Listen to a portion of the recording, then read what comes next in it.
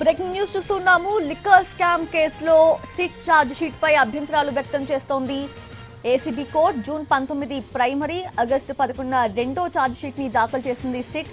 అయితే liquor scam కేసులో SIT ఏదైతే ఛార్జ్ షీట్ దాఖలు చేసిందో దానిపై ఏసీబీ కోర్టు అభ్యంతరం వ్యక్తం చేస్తోంది. సుమారు 21కి పైగా అభ్యంతరాలను వ్యక్తం చేస్తోంది ఏసీబీ కోర్టు. 3 రోజుల్లో అభ్యంతరాలు నివృత్తి చేస్తూ కౌంటర్ దాఖలు చేయాల్సిందిగా కోరుతోంది. ఇప్పటి వరకు 2 ఛార్జ్ షీట్స్ దాఖలు చేసింది సిట్. జూన్ 19 ప్రైమరీ, ఆగస్టు 11 రెండో అదనపు ఛార్జ్ షీట్ దాఖలు చేసింది సిట్. దానిపై ఏసీబీ కోర్టు ఇప్పుడు అభ్యంతరాలు వ్యక్తం చేస్తుంది. సుమారు 21కి పైగా అభ్యంతరాలు వ్యక్తం చేసినట్లుగా తెలుస్తోంది ACB court.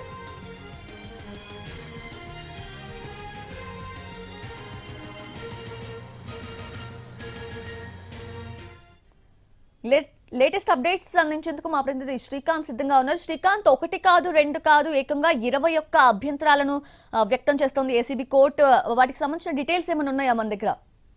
ACB court liquor scam కేసుకు సంబంధించి సిట్ అధికారులు దాఖలు చేసిన 2 ఛార్జ్ షీట్లు, ఒకటి ప్రిలిమినరీ ఛార్జ్ షీట్, రెండోది అదనపు ఛార్జ్ షీట్ దాఖలు చేశారు. ఈ 2 ఛార్జ్ షీట్లో కూడా కొన్ని అభ్యంతరాలు ఉన్నాయనే విషయాన్ని ఈ రోజున సిట్ అధికారులకి తెలియజేసింది. దీనికి సంబంధించిన అభ్యంతరాలను కూడా 3 రోజుల్లోగా కౌంటర్ రూపంలో నివృత్తి చేయాలనే ఆదేశాలు కూడా జారీ చేసింది. ప్రధానంగా అవినీతి నిరోధక చట్టం ఏదైతే ఉందో అది ఈ కేసుకి ఏ విధంగా అప్లై అవుతుందో చెప్పాలని కూడా పేర్కొంది. ఈ కేసులో సిట్ ఎంతమందిని సాక్షులుగా విచారించింది, వారి వివరాలు ఇవ్వండి. అదేవిధంగా ఎంతమంది నుంచి 164 స్టేట్మెంట్లు రికార్డు చేశారో వారి వివరాలు కూడా ఇవ్వాలని పేర్కొంది. మధ్యవర్తుల రిపోర్టులతో పాటు సీజర్ రిపోర్టులు కూడా సమర్పించాలని కూడా ఆదేశించింది. లిస్ట్ ఆఫ్ డాక్యుమెంట్లు, అదేవిధంగా అందులో FIR, remand report charge sheet లో కూడా పొందుపరచాలని కూడా ఆదేశాలు జారీ చేసింది. సాక్షులు డాక్యుమెంట్లను తగిన విధంగా సమర్పించాలి. అదేవిధంగా ఛార్జ్ షీట్ లో చూపించిన డాక్యుమెంట్లకు సిఎఫ్ నెంబర్లు, అంటే కోర్టు ఫైలింగ్ నెంబర్లు కూడా చూపించాలని కూడా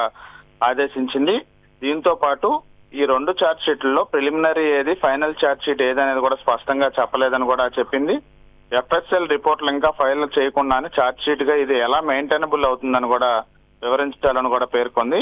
అదేవిధంగా లిక్కర్ స్కామ్ లో 3,500 కోట్లు స్కామ్ జరిగిందని చెప్తున్నారు. దాన్ని ఏ విధంగా ట్రాన్స్ఫర్ అయ్యాయనేది టేబుల్ రూపంలో వివరంగా చెప్పాలని కూడా పేర్కొంది. ఇక నిందితులు A7 నుంచి A15 వరకు ఉన్న నిందితులను ఎందుకు అరెస్ట్ చేయాలి, ఇలాగ మొత్తం 21కి పైగా అభ్యంతరాలని వ్యక్తం చేసింది. 3 రోజుల్లోగా సిట్ ని కౌంటర్ నివృత్తి చేస్తూ దాఖలు చేయాలని కూడా ఆదేశించింది.